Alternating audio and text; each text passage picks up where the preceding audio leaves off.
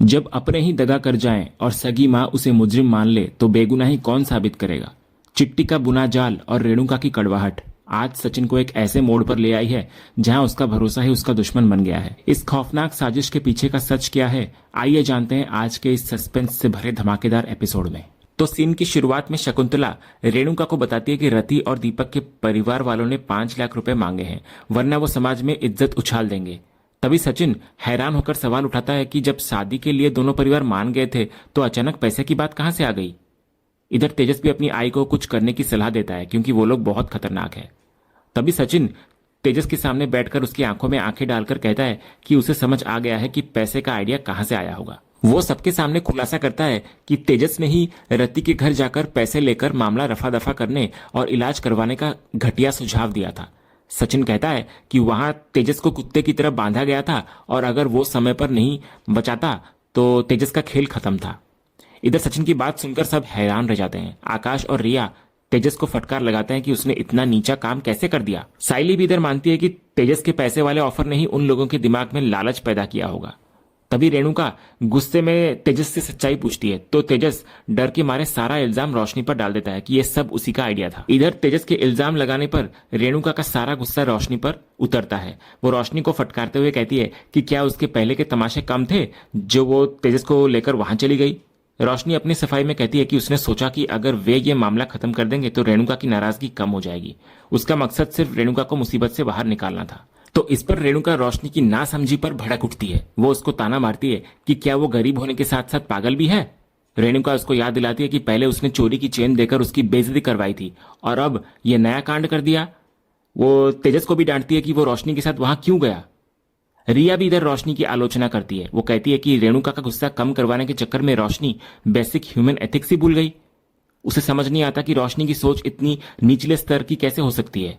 सचिन भी इधर टिप्पणी करता है कि उसे तो पहले से ही पता था कि रोशनी गिरी हुई है।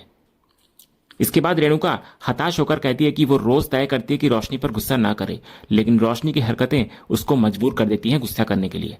जब रोशनी फिर माफी मांगते हुए कहती है कि वो बस रेणुका को खुश करना चाहती थी तो रेणुका उसे एक कड़ी शर्त देती है। वो कहती है अगर तू मुझे खुश देखना चाहती है ना तो इस मुसीबत के जो 5 लाख रुपए हैं वो तू अपनी जेब से दे दे, मैं बहुत खुश हो जाऊंगी।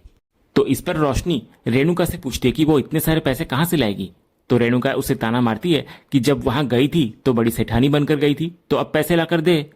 रोशनी तर्क देती है कि यह गलत है क्योंकि डांस क्लास रेणुका की थी और ये सब वहां हुआ तो वो क्यों पैसे भरे।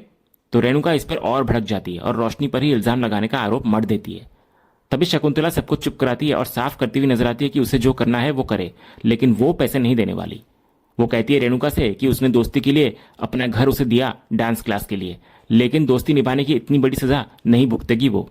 तो रेणुका शकुंतला को आश्वस्त करती है कि वे 1 रुपया नहीं देंगे, सारे पैसे रोशनी देगी। रेणुका इसे रोशनी के झूठ बोलने की सजा बताती है और भुगतने का फरमान सुनाकर वहां से चली जाती है। इसके बाद रोशनी और तेजस दोनों अकेले पड़ जाते हैं। तेजस रोशनी को पूछता है कि अब क्या किया जाए, तो रोशनी कहती है अब जो करना है दोनों को मिलकर करना होगा। दूसरी तरफ तेजस के अर्जेंट मैसेज पर सचिन और आकाश दोनों बाहर आते हैं, लेकिन अचानक उन पर पानी के गुब्बारों की बारिश होने लगती है। वे हैरान होकर इधर उधर देखते हैं। तभी गाड़ी के पीछे से तेजस हंसते हुए निकलता है और बुरा ना मानो होली है चिल्लाता है। वो बचपन की होली याद दिलाने की कोशिश करता है अपने भाइयों को, लेकिन सचिन जिसे काम पर जाना था गीला होने पर तेजस पर बरस पड़ता है। आकाश भी उसे बच्चा समझकर डांटता है कि क्या यही उसका अर्जेंट मैसेज था। गुस्से में सचिन भी एक गुब्बारा तेजस पर दे मारता है तो तेजस दर्द का नाटक करता है और बचपन की यादों का बहाना बनाता है, लेकिन सचिन उसकी असलियत भांप लेता है और वो समझ जाता है कि जब भी तेजस को दिक्कत होती है तभी उसे भाइयों की याद आती है। तो सचिन उसको धमकी देता है कि अगर सच नहीं बताया तो वो भी गुब्बारा फेंक कर मारेगा। तो इधर सचिन के दबाव डालने पर तेजस सच उगलता हुआ नजर आता है। वो बताता है कि आई ने रोशनी से 5 लाख रुपए मांगे हैं और उनके पास इतने पैसे नहीं है। तेजस अपने भाइयों से हेल्प की भीख मांगता है क्योंकि उसे डर होता है कि अगर पैसे नहीं दिए तो वे लोग उसे उठा ले जाएंगे और इस बार छोड़ेंगे नहीं।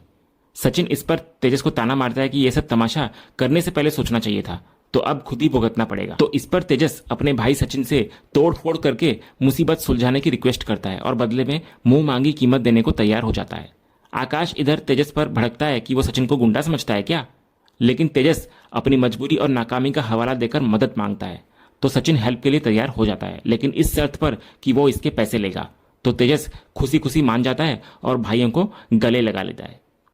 दूसरी तरफ रोशनी डर के मारे चिट्टी को फोन करती है। इधर चिट्टी रोशनी का फोन पाकर हैरान और खुश होता है। रोशनी उससे हेल्प मांगती है, जिस पर चिट्टी तंज कसता है कि पहले इल्जाम लगाया और अब हेल्प। वो साफ कर देता है कि हेल्प फ्री में नहीं मिलेगी। तो रोशनी उससे रति के परिवार को डराने और शांत करवाने का काम सौंपती है। चिट्टी बदले में टीवी, एलईडी और एसी की मांग करता है, तो रोशनी मजबूरी में सौदा पक्का करती हुई नजर आती है।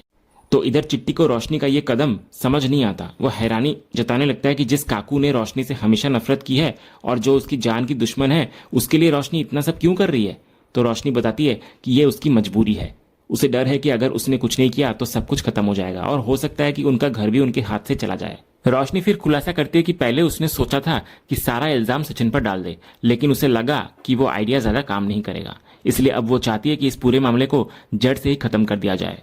इसके बाद रोशनी रति के परिवार वालों का एड्रेस चिट्टी को भेज देती है। वो उसे हिदायत देती है कि बस अपने आदमियों को वहां भेजकर उन्हें शांत करवाए और ऐसी वार्निंग दे कि वे दोबारा पैसे मांगने की हिम्मत ना करे। तो चिट्टी इस पर हामी भरता है, लेकिन रोशनी को अपनी डील याद दिलाना नहीं भूलता। अगले सीन में चिट्टी के आदमी रति के परिवार के घर की तरफ बढ़ रहे होते हैं कि तभी उन्हें सचिन वहां आता हुआ दिख जाता है। वे डरकर छिप जाते हैं और चिट्टी को खबर देते हैं कि सचिन वहीं मौजूद है। तो चिट्टी इसे सोने पर सुहागा मानता है और अपने आदमियों को एक नया प्लान समझाता हुआ नजर आता है। उसे यकीन होता है कि इस बार सचिन उसके जाल से नहीं बच पाएगा। दूसरी तरफ सचिन दीपक के परिवार वालों के घर पहुंचता है। वहां वे लोग सचिन से पैसों की मांग करते हैं, जिस पर सचिन तंज कसते हुए कहता है कि वो ट्रक भर के पैसे लाया है। फिर वो उन्हें उनकी चालाकी और 5 लाख की मांग के लिए खरी खोटी सुनाता है। दीपक का पिता और रिश्तेदार अपनी इज्जत के नुकसान की भरपाई मांगते हैं और धमकी देते हैं कि अगर पैसे नहीं मिले तो वे लोग रेणुका और शकुंतला दोनों की इज्जत उछाल देंगे। तभी जब एक औरत रेणुका के बारे में भला बुरा बोलने लगती है तो सचिन उसको चुप कराता हुआ नजर आता है। दीपक के पिता अपने आदमियों को सचिन पर हमला करने का इशारा करते हैं, लेकिन सचिन उन सबको दबोच लेता है। वो उनको चेतावनी देता है कि वो ये सब रोज करता है और अगर वे इज्जत से बात नहीं करेंगे तो अंजाम बहुत बुरा होगा। सचिन साफ कर देता है कि उन्हें 5 लाख तो क्या 15 रुपए का चंदा भी नहीं मिलने वाला। वो उन्हें धमकी देकर वहां से निकल जाता है।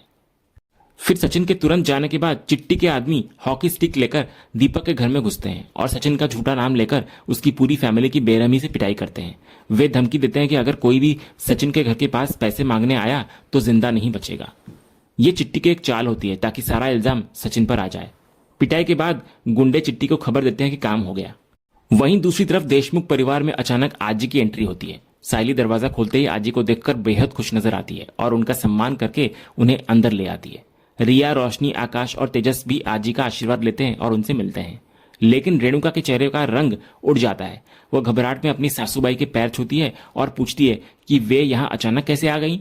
तो आजी बताने लगती है कि उनका बेटा परेश गांव आया था, तो उन्होंने सोचा कि आकर देख ले कि परिवार त्योहार मना रहा है या नहीं।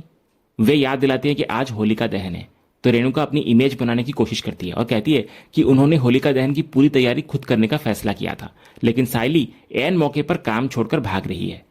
तभी आजी रेणुका को करारा जवाब देती है। वे पूछती है कि अगर सायली त्योहार के दिन काम कर रही है तो बाकी सब क्या घर में बैठकर पॉपकॉर्न खा रहे हैं। वे रेणुका को समझाती है कि बाकी लोग भी तो मिल बांटकर काम कर सकते हैं ना। तो आजी की बात सुनकर रेणुका की बोलती बंद हो जाती है। तभी इधर सचिन बाहर से आता है और अपनी आजी को देखते ही खुशी से झूम उठता है। वो दौड़कर उनके गले लगता है और प्यार से उन्हें गोद में उठाकर चारों ओर घुमाने लगता है। तो इस पर आजी सचिन को मजाक में डांटती है कि वो नहीं सुधरने वाला।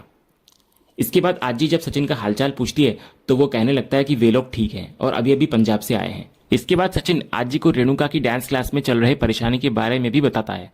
तो आजी कहती है कि उन्हें सब कुछ पता है क्योंकि परेश ने उन्हें ऑलरेडी सब कुछ कह दिया है। इसके बाद सचिन आजी को तसल्ली देता है कि अब टेंशन की कोई जरूरत नहीं है। वो गर्व से कहता है कि उसने जाकर सारा मामला रफा दफा कर दिया है। उसने दीपक के घर जाकर उसके पिता को साफ कह दिया है कि 5 लाख तो छोड़ो, वो 5 रुपए का चिल्लर भी नहीं देगा। सचिन को लगता है कि अब मामला ठंडा हो गया है, लेकिन रेणुका को लगता है कि सचिन वहां जाकर मामला सुलझाने के बजाय और बिगाड़ आया होगा। लेकिन इधर आजी अपने पोते पर पूरा भरोसा करती है। वो कहती है कि सचिन अपने डायलॉग से बड़े बड़े लफड़े सुलझा लेता है। सचिन भी इधर अपनी आजी की हाँ में हाँ मिलाता है और रेणुका को समझाता है कि ऐसे मामलों में दिमाग शांत रखना पड़ता है। सायली भी बीच में आती है और रेणुका को याद दिलाती है कि सचिन ने 5 लाख बचा लिए, वरना तेजस की वजह से नुकसान हो ही जाता। तभी खुशी का माहौल अचानक बदल जाता है जब पुलिस देशमुख घर में आती है और सचिन को अरेस्ट करने का वारंट दिखाती है। इंस्पेक्टर आरोप लगाते हैं कि सचिन ने दीपक और उसके परिवार को पिटवाने के लिए गुंडे भेजे थे। सचिन इधर सफाई देता है कि वो तो अकेला गया था और प्यार से बात करके आया था, लेकिन पुलिस बताती है कि पकड़े गए गुंडे ने सचिन का नाम लिया है और एक आदमी की हालत बहुत खराब है। तो इधर पुलिस का इल्जाम सुनते ही रोशनी मनी मन समझ जाती है कि यह पक्का चिट्टी की करतूत है, लेकिन वो चुप रहना ही बेहतर समझती है क्योंकि उसे राहत होता है कि कम से कम ये इल्जाम उस पर नहीं आया। इसके बाद पुलिस वाले सचिन को पकड़कर ले जाने के लिए आगे बढ़ते हैं, लेकिन सायली बीच में आ जाती है। वो विनती करती है कि सचिन सच कह रहा है कि उसने कुछ नहीं किया है, उसकी बात पर भरोसा किया जाए। इधर आजी भी इंस्पेक्टर को समझाने की कोशिश करती है कि उनका सचिन ऐसा कर ही नहीं सकता। इस पर रेणुका ताना मारती है कि अभी तो आप कह रही थी कि सचिन सब सुलझा लेता है, तो अब क्या हुआ। तो आजी गुस्से में रेणुका को डांटकर चुप कराती हुई नजर आती है और पुलिस वालों से कहती है कि उनका सचिन दिल का बहुत अच्छा है, वो किसी के साथ ऐसा कर ही नहीं सकता, इसलिए उसे छोड़ दिया जाए। लेकिन फिर भी इधर रेणुका अपने हरकतों से बाज नहीं आती। वो आजी को चुप रहने के लिए कहती है और मिन्नतें करने से मना करती है। रेणुका को पूरा यकीन होता है कि सचिन ने वहां जाकर जरूर कुछ गलत किया होगा क्योंकि मारपीट करना उसका रोज का काम है। वो कहती है कि पुलिस का यहां आना इसी बात का सबूत है। तभी आजी रेणुका की बातों पर भड़क जाती है। वे उसे स्वार्थी औरत कहकर फटकारती है और याद दिलाती है कि सचिन उसी का मसला हल करने गया था और अब उसी की वजह से ही उसे ये सजा भुगतनी पड़ रही है। सायली भी पुलिस वालों को समझाने की बहुत कोशिश करती है कि सचिन ने कुछ नहीं किया, तो पुलिस वाले उल्टा हैरान होकर कहते हैं कि जब खुद उसकी आई ही कह रही है कि उसने गलत किया है तो कोई और क्या ही कहे। वे टिप्पणी करते हैं कि आमतौर पर मां अपने बच्चों को बचाने के लिए झूठ बोलती है, लेकिन यहां तो मामला ही उल्टा है। लेकिन सायली पुलिस के सामने डटकर खड़ी हो जाती है और सचिन की बेगुनाही का दावा करती है। वो कहती है कि दुनिया चाहे जो कहे, उसे अपने सचिन पर पूरा भरोसा है। तो सचिन सायली के इस साथ से भावुक हो जाता है। फिर सायली के लाख रोकने के बावजूद पुलिस सचिन को गिरफ्तार करके वहां से ले जाती है। इधर रेणुका फिर से ताना मारती है कि होली के दिन भी सचिन ने घर की शांति भंग कर दी। तभी सायली रेणुका को करारा जवाब देती है कि अगर वो अच्छा नहीं बोल सकती तो बुरा भी ना बोले। फिर सायली होलिका दहन के दिन कसम खाती है कि अपने निर्दोष पति को किसी भी कीमत पर घर वापस लाकर रहेगी। इधर आजी भी सायली के हौसले की तारीफ करती है और उसे विजय भव का आशीर्वाद देती है क्योंकि उन्हें यकीन होता है कि बुराई पर अच्छाई की जीत जरूर होगी। और इसी सीन के साथ ही आज का ये एपिसोड यहीं खत्म होता है। तो दोस्तों, आपको आज का ये एपिसोड और इसका अपडेट कैसा लगा, अपनी राय हमें कमेंट करके जरूर बताएं। अगर आपको आज का ये वीडियो पसंद आया हो तो वीडियो को लाइक और शेयर जरूर करें और उड़ने की आशा के आने वाले रोमांचक ट्विस्ट एंड टर्न्स जानने के लिए हमारे इस चैनल को सब्सक्राइब करना ना भूलें। तो मिलते हैं अगले वीडियो में, तब तक के लिए धन्यवाद।